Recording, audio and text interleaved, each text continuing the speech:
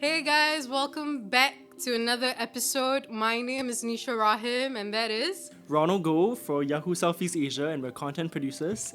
And in today's episode, we're talking about a different topic than the first episode.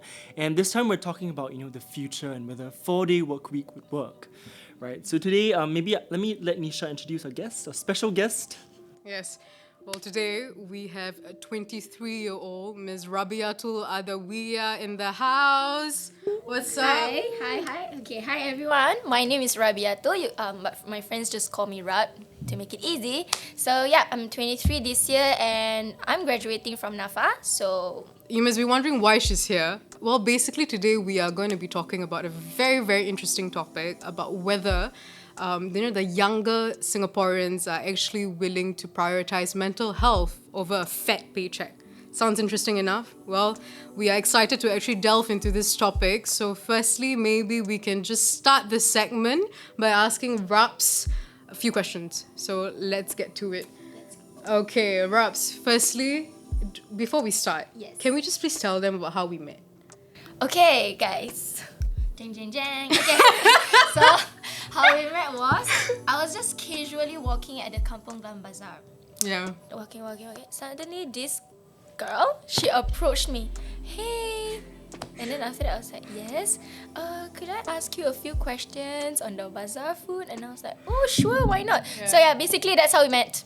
So I was working on another story and then I met her. But I think one thing that struck me about you the most was how carefree you were in terms of your attitude towards things, and you were just so willing, which actually brought me to this whole question, right, about whether you will also take that kind of attitude and personality towards selecting your job. And I think one of the questions I sort of wanted to wonder is because now you're considered a Gen Z. Yes.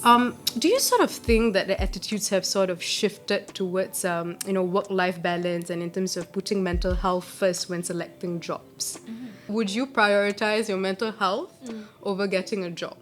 Right. Okay. So for me personally, I think I would love to put myself first.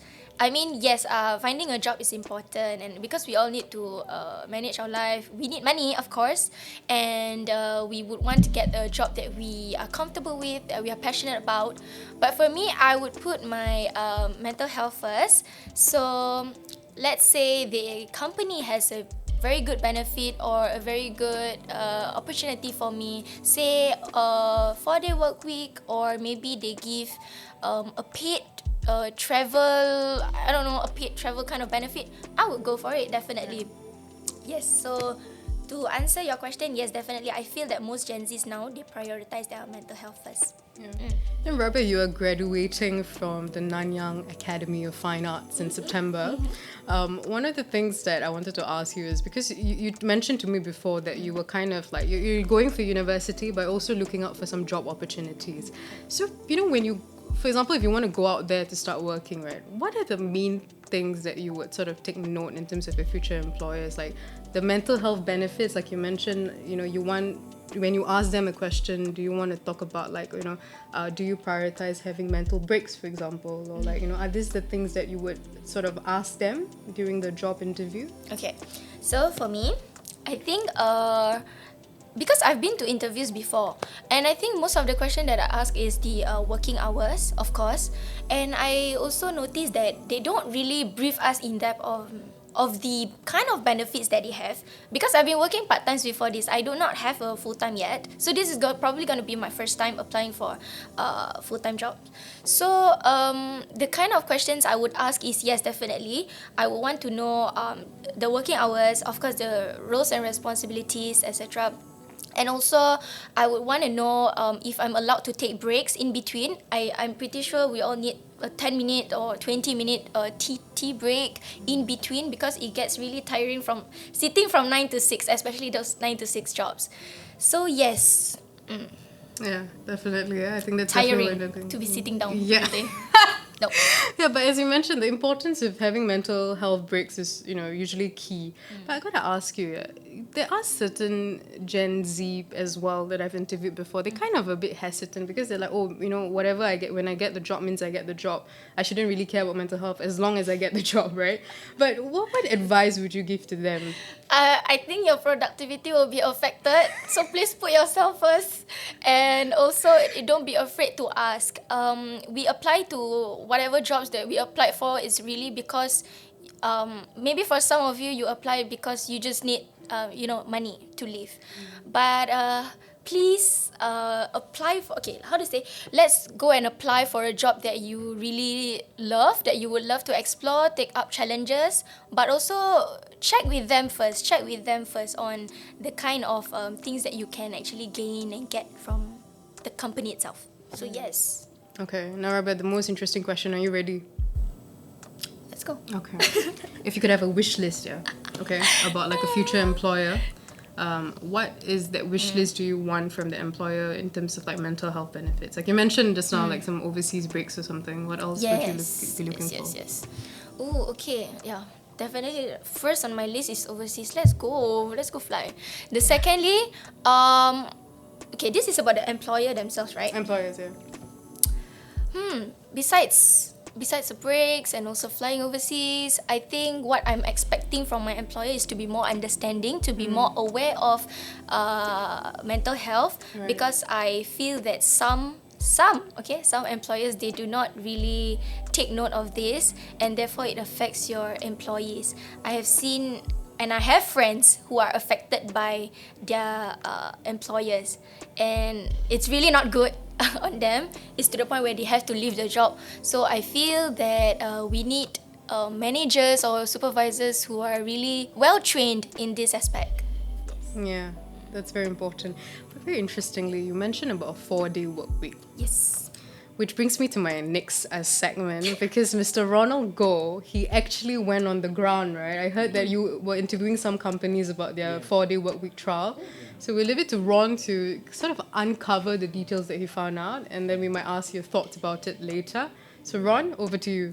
Yeah, so just to give you a bit of context, right? So we actually visited 2 companies that sort of does flexible work arrangements. The first one is a PR agency. So they started with having their last Friday off, right? And they're trying to transition to doing it every 2 weeks once. So it's bi-weekly, the Friday is off. And then there's another one, which is a dental clinic, right? And they basically do they basically allow the staff to either do a 4-day work week or a 5-day work week. You get to choose. And your pay is technically prorated according from there. So I thought it was pretty interesting to have flexible work arrangements. Maybe just to give you a bit of context, we can show you the video about our interview, and then I'll ask you some questions after that. Yeah, are you excited? She ready. She has been ready from the start. Let me tell you, she's even more prepared than us. Is the 4-day work week viable in Singapore? I'm Ronald Goh, a content producer for Yahoo Southeast Asia, and in today's episode, we're uncovering whether flexible work arrangements work in Singapore. Since the COVID-19 pandemic, hybrid work models have been all the buzz. As of today, 10 countries are practicing the 4-day work week, with 9 trying it out. How are companies in Singapore adopting flexible work arrangements? We spoke with Mad Hat Asia, a PR agency that recently implemented mad long weekends, in which they get every last Friday of the month off. The agency also intends to expand this initiative bi-weekly in the second half of this year. When we first floated the idea out, it was off the back of generally a global trend of having a 4-day work week being implemented. It led to better productivity, more efficiency, more effectiveness, all the buzzwords that's bandied around. So we thought, okay, let's just give it a shot as well. And also, speaking to everybody on the team, we realized that weekend is really not a weekend. It doesn't feel like a weekend. Between your errands, your everything else that you're supposed to do, getting enough rest, that kind of thing, it's just gone. The 2 days are just gone. It just feels like you've not had any rest. The extra day actually helps me go into the weekend better, as opposed to just 2 days where I'm just in and out and then I'm back to work. Just to stay in bed longer, relax. So coming back to work after the long weekend actually gets me more energized. I think they really like it. I think they're having fun with it. They come back and they're fresher, they're more alert, they're more energetic, they're definitely more productive. I can see that the work output has increased, and the quality of work that has been produced has also been of very high quality, very high standard. So I'm very glad. When we first floated this idea out, there were a lot of anxieties, as you can imagine. Like, am I going to be able to finish all my work in time? Will I have to overload or OT during the 4 days to catch up on the work? How are clients going to respond to this? And I can imagine that these anxieties are going to be indicative of whatever the larger general Singaporean population will say. And I also do think that it is industry specific, it's client specific. If you feel like you can, why not give it a try? If you feel like you cannot, that's fair too. Not everybody feels that that's something that's implementable in their life as much as they would like to. We have seen Mad Hat's approach in an agency setting. How about industries that require shift work? We spoke with a dental clinic which traditionally has longer hours, adopt a 4-day work week since 2021. DP Dental employees can opt for a 4-day work week with 2 longer days. One of the pros is really that we started to attract some people who otherwise would not have even been considering working. The young moms, especially the ones with young children. And we have some people on a 4-day work week, some are on 4.5 and some are on 5. It really is quite a scheduling nightmare for my operations team. We take on the challenge because we realize that when we actually personalize this kind of arrangement with our team, we do then end up with a possibility of them staying longer with us. As you know, training a new team member from scratch is always difficult, and if that person just leaves after a short 1 or 2 years, right, it's really, the whole process again is a very expensive process for a business. I would say that I became more happier in a sense because there's work-life balance. Yeah, so I have more time spent on my family, and then not only that, this arrangement actually gave me the opportunity to actually upgrade myself also. So currently I'm not only working full-time, I'm also studying part-time, and I'm also taking additional courses, and then I'm also quite active in volunteering work, like a community service. Definitely I'm more productive because I have additional off day, right? Means that I have more rest. Yeah, so I can recharge, and then the next day I'll be more refreshed to actually start work. I feel that I can deliver better service to my patients. So, do you think a 4-day work week would work in Singapore? Share your thoughts with us. Of course. Yeah, there was that segment, right? Yes. So, to kind of lead you into it, right? You're about to enter the working world. Mm-hmm. As someone who comes from an arts background, right? What are your concerns or fears about starting a full-time job? Ooh, starting a full-time job. What's my... I would say what I'm afraid of is...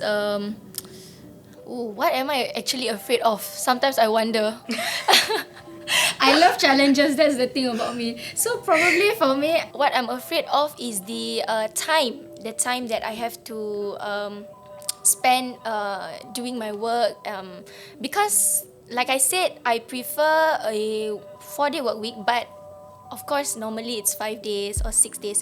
But of course, I would prefer for a 5 better than a 6.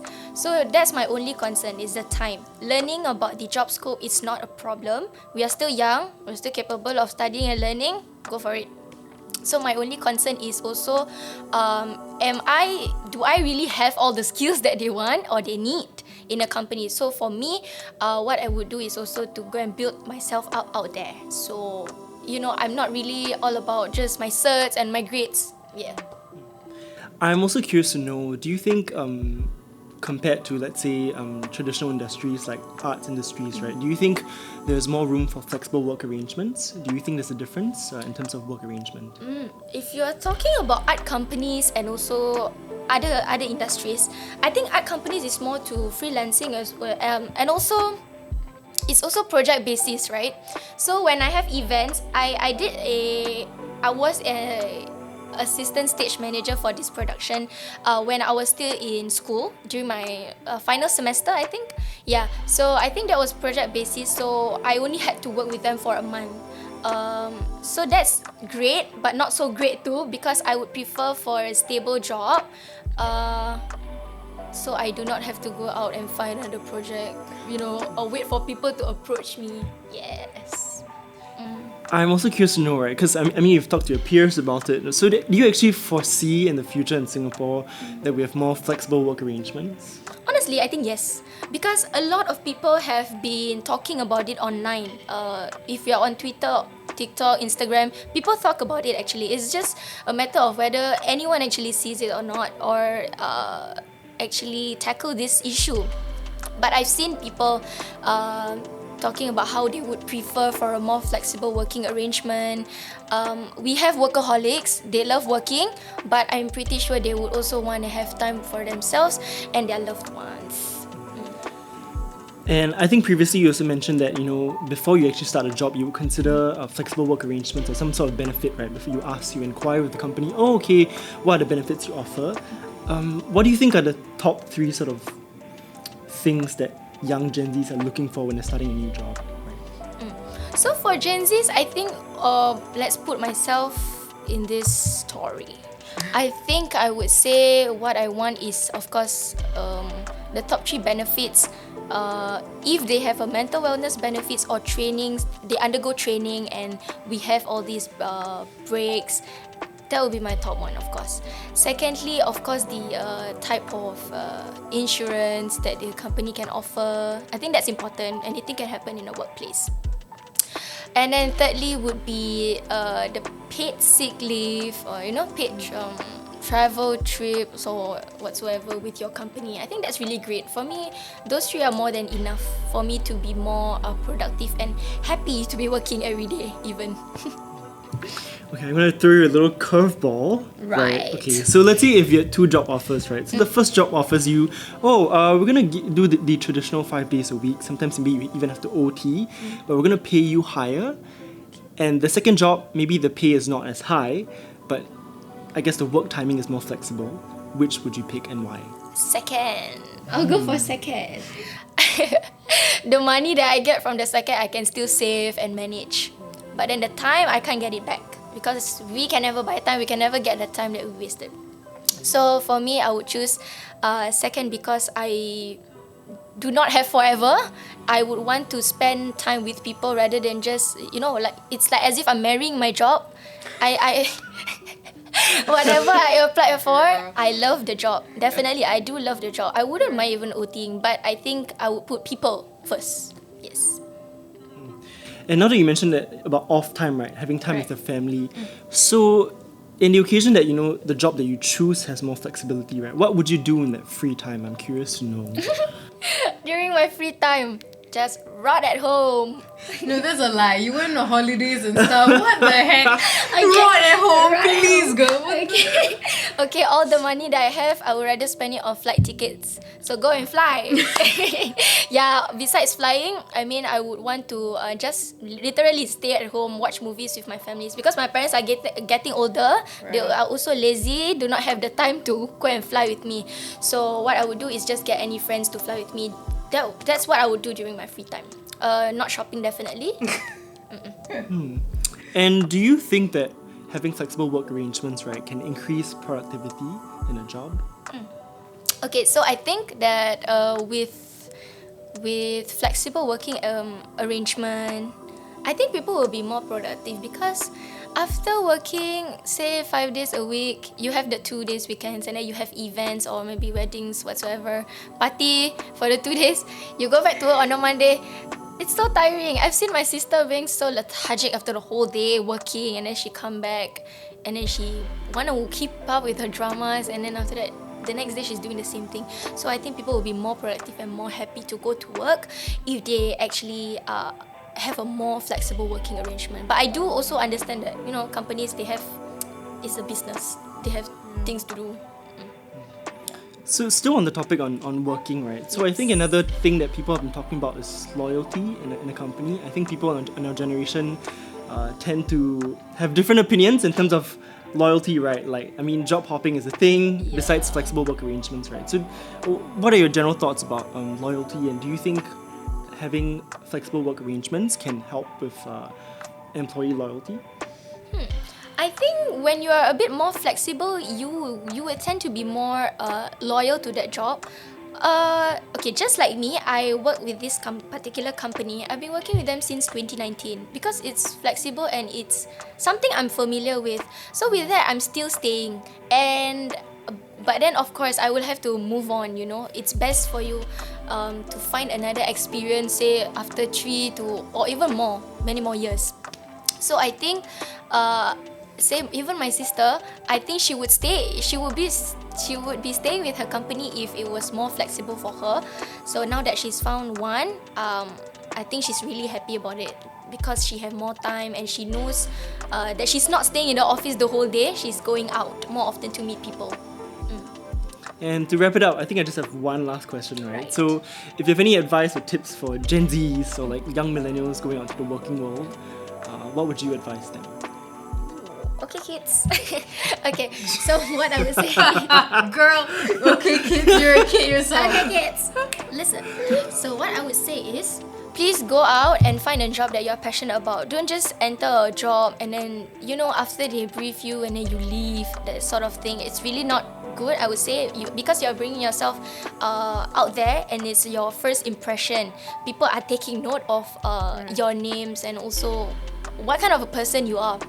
So I suggest that you take care of yourself, and if you really think that this job is the best for you, 9 to 6, go for it. But if it's not, get a job that really fits your kind of personality, your time, and also put yourself first, of course. Yes. And Ron, I have to add, this 4-day work week, it's not only the consideration of the employees, but also the employers. Like, even in the interview, the amount of effort that it takes to sort of plan for stuff, to work around the workers' schedules and all of that. It's very hard, yeah. Yes. But at the same time, I mean, if, like you mentioned, if it's suited for flexible arrangements, or if you have the employer of your choice, then that's great, right? Correct. Yeah. So it's really like a win-win kind of situation that you're trying to find. Yes, but, yeah. Definitely. You should go and check with your manager. Check. Yeah. Make sure you do research. Research first, but then everything online is also may not be true. Yeah. So speak to them. That's the best option that you have. Yes. Yeah, well, looks like we've gotten her opinion on Really? Insightful opinions. You give advice and everything. It feels like I need to hire you as my career coach now. Career coaching. Contact me. Well, that was it. So, I mean, I really think it's great. I mean, I can already feel and tell that Gen Zs are more discerning when it comes to work options, what benefits you want when you first start the job, right? I mean, you guys research, you do more of that. I think even more than like young millennials. It's different for our time, right? Because for us, I feel like we still feel a bit of fear. Like we want to follow through. But now the Gen Z, they're willing to vocalize what they want and what they don't want, which is admirable. We should learn a thing or two, right, Ron? Flexibility. Flexibility. Thank you so much for your time. No problem. So happy to be here with these two. We hope you can come more often for more advice and why anything. I've not been to this area, like I said. So. Look at that personality. Good luck to your employer. Don't worry, bosses. I'm actually very hardworking. She's very hardworking, yeah. That one I can guarantee. But fun. Yeah.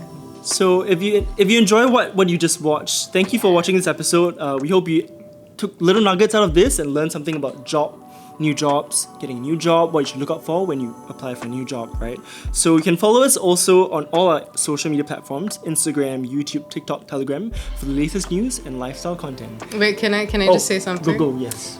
And make sure you stay stress-free while looking for your jobs, because it's very important. Is that an iconic line? Am I Gen Z now? Mic drop. I'm gonna get cancelled, right? Okay. No, you're not. Okay. Definitely, you're not getting cancelled. No worries. Rabia approved. Sorry, Rob's approved. Alright guys, that's us. Thank you so much. Alright.